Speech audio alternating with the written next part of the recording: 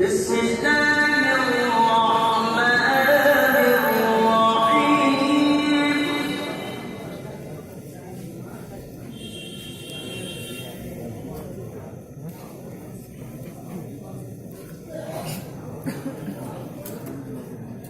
ألم تر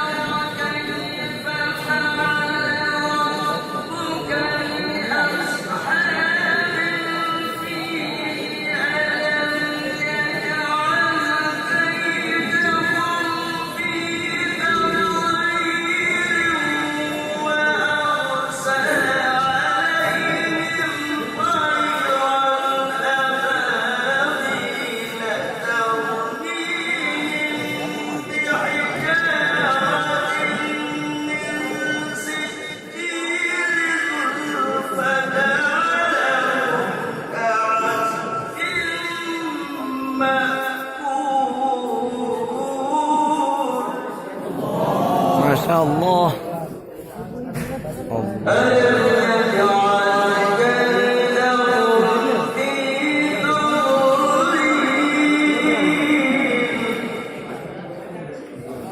وأرسل عليهم طيرا